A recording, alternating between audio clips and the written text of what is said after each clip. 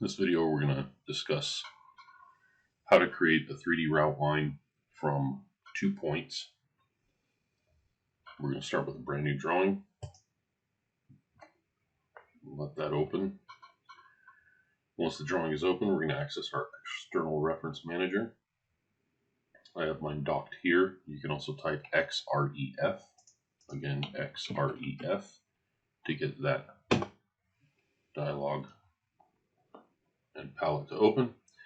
We're going to find a drawing that you can drop this option down to pick other file types. Again, we're going with a drawing.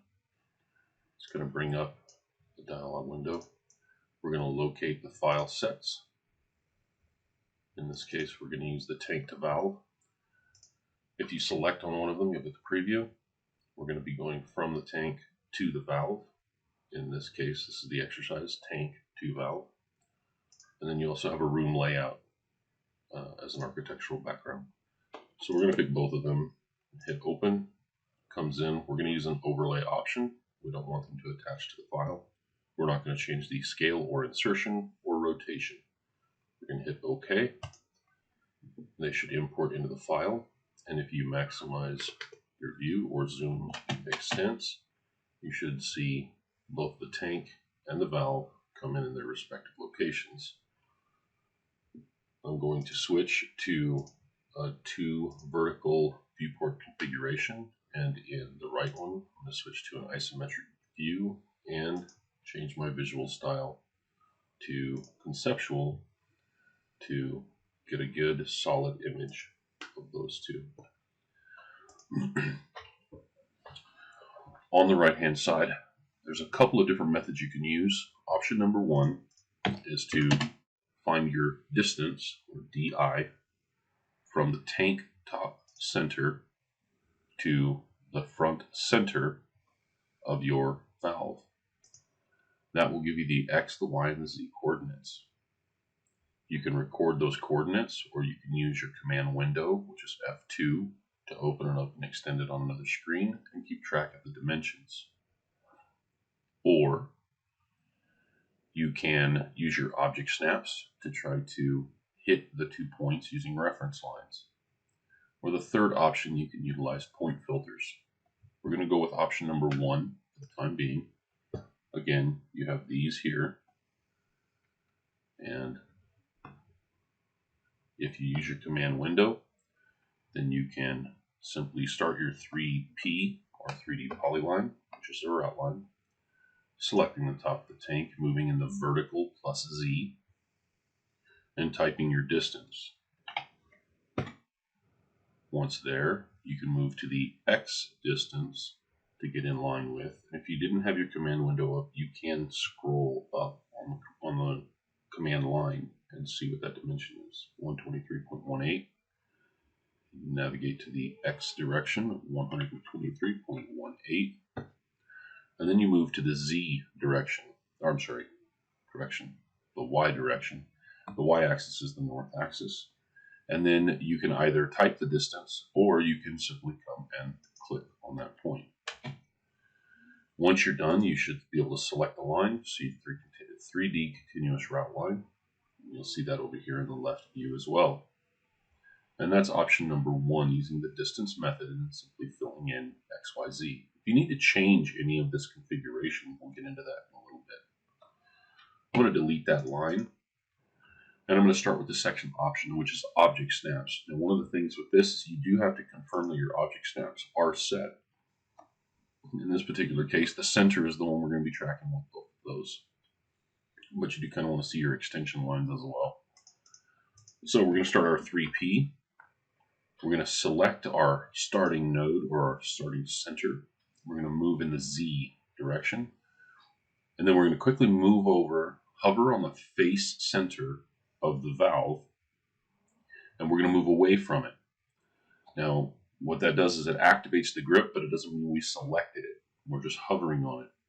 Then you move till you're tracking in the Z axis of the vessel, and you go down until those 2 points intersect. Now, if you have objects in the background and you hover on them, they can get a little disconcerting because it's trying to select other items. But what you do is you find the point where the z-axis going up from the center of the vessel and the z-axis referenced from the valve show the center line, and where those two intersect, that is the vertical limit that you want to go, and you left click.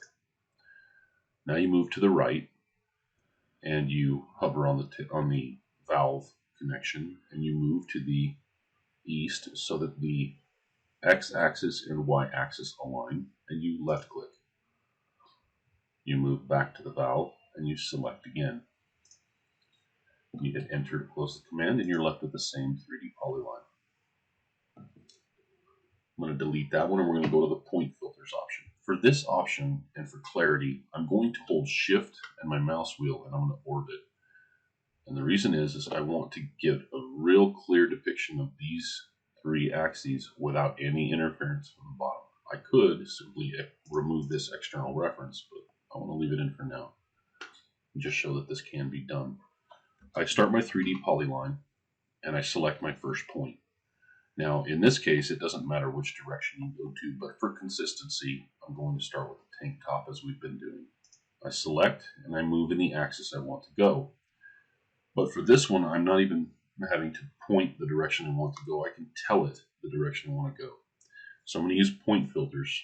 There's two ways to get to that. You can either type the point filter by using the period and then the letters of the axis you want to restrict on. And in this case, it's Z.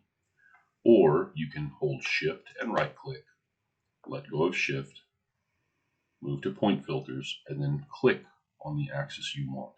I'm going to restrict it to the Z axis.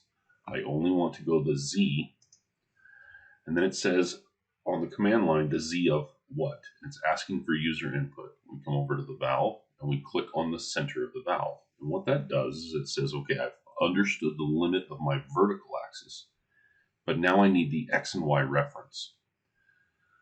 So you can simply come back to the starting point and click, and it'll reference that X and Y direction, or you can tap the shift and the number 2 button quickly, and shift and number 2 does the @ symbol, and then you hit enter.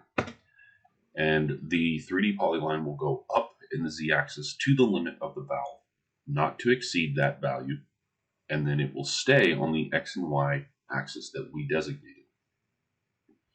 Now I want to move in the X axis.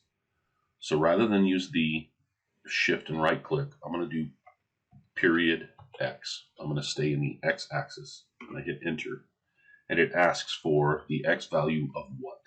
And I come over to my valve and I select, and then I'm going to hit the @ symbol again, hit enter, and it's going to stay on the X axis and assume that the ending limit of that X axis is the center of the valve, and then it's going to establish the Y axis and Z value off of the current location where I was at. The final leg, I can simply come over to the valve and I click. And when I hit enter, I'm left with the same 3D polyline. That concludes the 3 objects for routing the polylines. I'm going to switch back to an isometric view, a little closer to an isometric view, and I'm going to show you some grip edit techniques. When you select the line, if you need to change the routing configuration, you can hover on one of the 3D polyline grips. And the 3D polyline is unique. You have an option to stretch the vertex, but you also have the option to add a vertex or remove a vertex.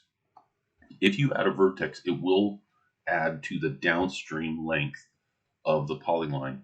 If you just finished doing this, you know that you started at the tank and moved toward the valve. So if I add a vertex at this point, it will add between the valve and the current point that I'm selecting on. If I choose the add vertex, it allows me to put an extra point in that line. Now, the good news is it's established a base point, and as I move away from that, it's asking for a distance that I want to go.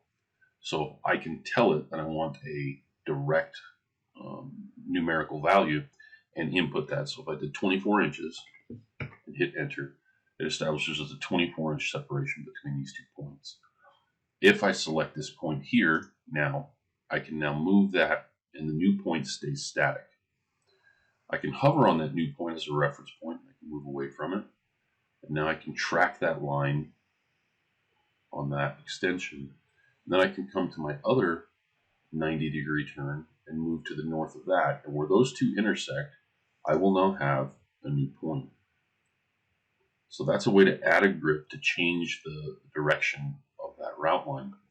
Another method, if you have option like this, and you just need to move where this line runs, you can hold the shift button, selecting once with the left click on that grip, and then selecting another grip at the same time. Letting go of shift leaves your cursor active, leaves those two grips selected, and now you can come back and left click on one of these grips and move in a direction that you want to go, and then type the distance you want to continue. So if this needed to be a 3-foot offset, now I can add another 12 inches to it, and from 24 it becomes 36 inches. If I use the distance command, I can confirm that my dimension is accurate and therefore not have a error in my route line. And that concludes the examples of the tank to valve 3D route line, option number 1 being distance, option number 2 being the object snap reference, option number 3 being point filter, as well as some grip techniques to allow you to change your route line. Thank you.